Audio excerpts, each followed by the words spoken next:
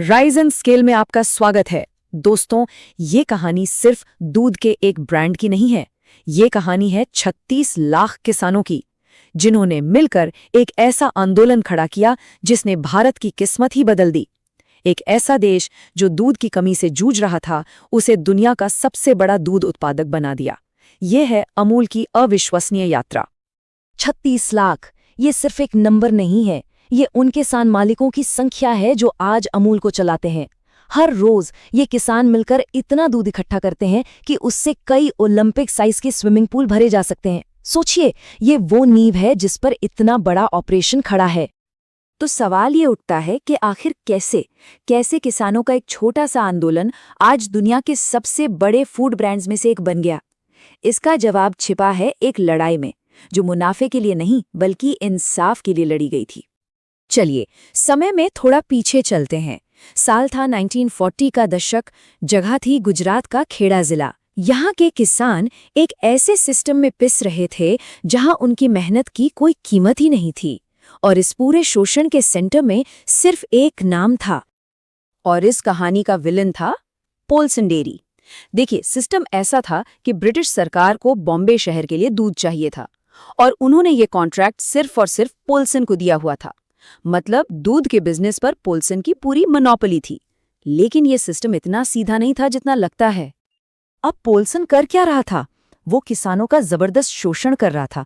मतलब अगर बाजार में दूध का भाव मान लीजिए 1 रुपया है, तो पोल्सन किसानों को कहता, भाई 25 पैसे में देना है तो दो, नहीं तो रहने दो। किसानों के पास कोई और ऑप्शन था ही नहीं। उनके पास ना तो दूध को स्टोर करने के लिए फ्रिज थे, तो अगर वो दूध नहीं बेचते तो वो खराब हो जाता। इसी मजबूरी का फायदा उठाकर पोल्सन कौड़ियों के दाम पर दूध खरीदता और कई गुना मुनाफे पर बेचता था। लेकिन जुल्म की भी एक हद होती है। जब पानी सिर से ऊपर चला गया तो किसानों का गुस्सा फूट पड़ा।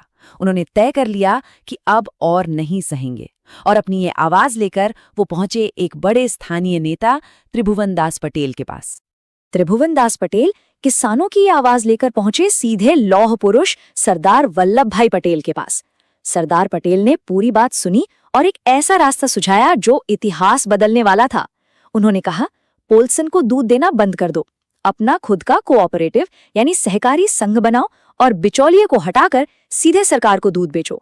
और इस आंदोलन को लीड करने के लिए उन्होंने मोरारजी देसाई को भी भेजा। और किसानों ने यही किया। 4 जनवरी 1940 को उन्होंने अपनी मांगे रखी।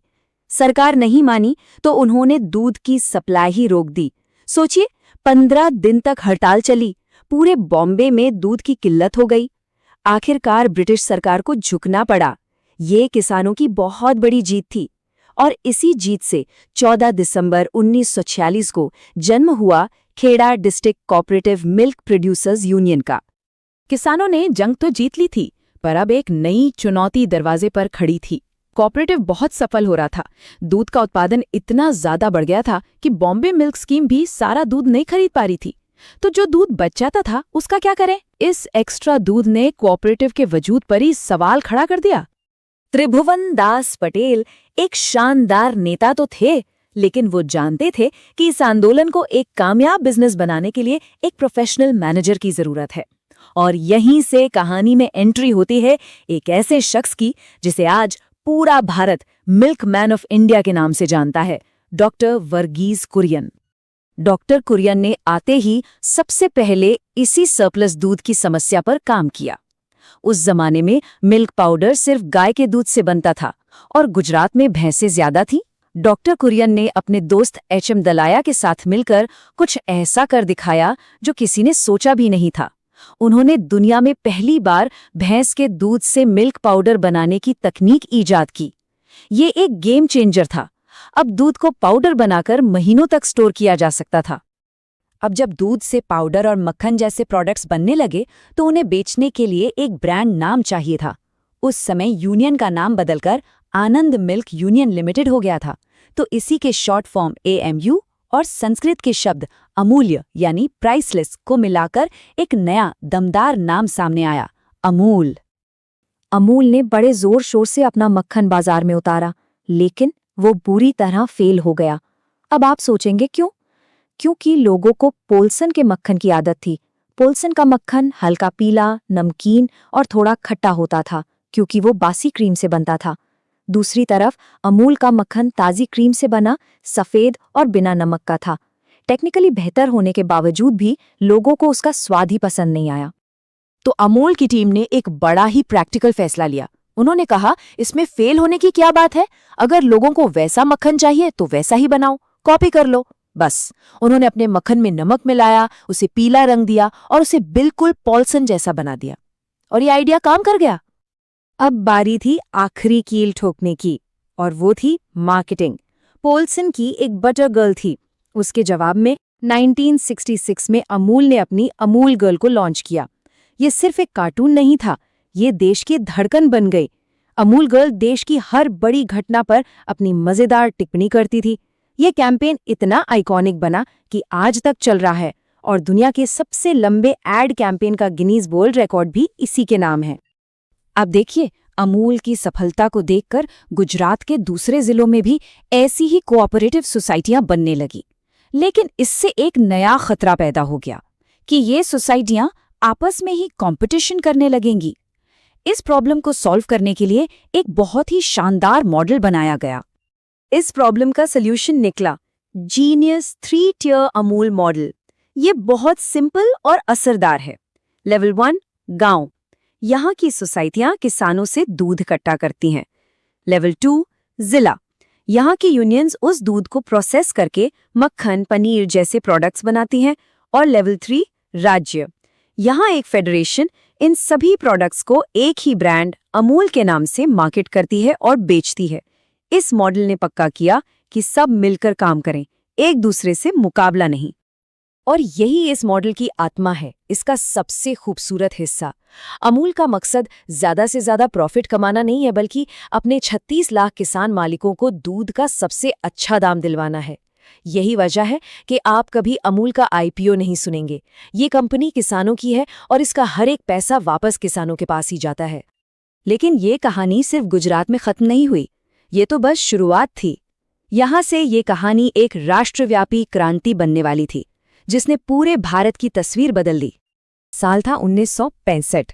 तब के प्रधानमंत्री लाल बहादुर शास्त्री जी अमूल के प्लांट का दौरा करने पहुंचे, और वो जो देख रहे थे उससे इतने प्रभावित हुए कि उन्होंने डॉक्टर कुरियन से कहा कि इस मॉडल को सिर्फ गुजरात तक मत रखो, इसे पूरे भारत में फैलाओ। और इसी एक विजन से जन्म हुआ ऑपरेशन फ्लड का, जिसे हम सब भारत की श्वेत क्रांति या व्हाइट रेवोल्यूशन के नाम से जानते हैं। ये दुनिया का सबसे बड़ा डेयरी डेवलपमेंट प्रोग्राम था। इसका एक ही मकसद था, पूरे देश में दूध की नदियां बहाना और भारत को दूध उत्पादन में आत्मनिर्भर बनाना। और इसका नतीजा हम सबके सामने है। 1950 के दशक में भारत एक ऐसा देश था जिसे मिल्क पाउडर बाहर से इंपोर्ट करना पड़ता था, और आज इसी अमूल मॉडल के बदौलत भारत दुनिया का सबसे बड़ा दूध उत्पादक देश है, जो अमेरिका को भी पीछे छोड़ चुका है। पर अमूल की कहानी सिर्फ दूध और पैसों की नहीं है, इसका सामाजिक असर बहुत गहरा है। इसने छोटे किसानों को एक रेगुलर इनकम दी, गांवों का विकास किया, और सबसे बड़ी बात, इसने लाखों ग्रामीण महिलाओं को आर्थिक रूप से मजबूत बनाया। कई घरों में डेयरी से आया पैसा सीधे महिलाओं के हाथ में गया, जिससे उन्हें अपने परिवार के लिए फैसले लेने की ताकत मिली। तो आखिर इस पूरी कहानी से हम क्या सीख सकते हैं? कुछ बहुत जरूरी बातें हैं। पहला, एक असली प्रॉब्लम को सॉल्व करो, जैसे किसानों का शोषण। दूसरा, एक विन विन मॉडल बनाओ जहां सप्लायर और कस्टमर दोनों की जीत हो। तीसरा, हमेशा इनोवेट करो, चाहे वो टेक्नोलॉजी हो या मार्केटिंग। चौथा, छोटी मोटी जीत नहीं, दशकों लंबी सफलता के बारे में सोचो। और पांचवां, एक ऐसा सिस्टम बनाओ जो किसी एक इंसान से भी बड़ा हो। तो अमूल मॉडल ने भारत के डेयरी उद्योग की तो काया ही पलट दी, पर यह हमें एक बड़े सवाल पर सोचने के लिए मजबूर करता है। क्या ये कोऑपरेटिव ब्लूप्रिंट, जहां उत्पादक खुद मालिक होते हैं, भारत के दूसरे संघर्ष कर रहे सेक्टर्स जैसे फल और सब्जी उगाने वाले किसानों की समस्याओं का भी जवाब हो सकता है? इसके बारे में जरूर सोचिएगा। देखने के लिए धन्यवाद। अगर आपको ये जानकारी पसंद आई तो इस वीडियो को लाइक और शेयर करें, और राइज इन स्केल को सब्सक्राइब करना न भूलें।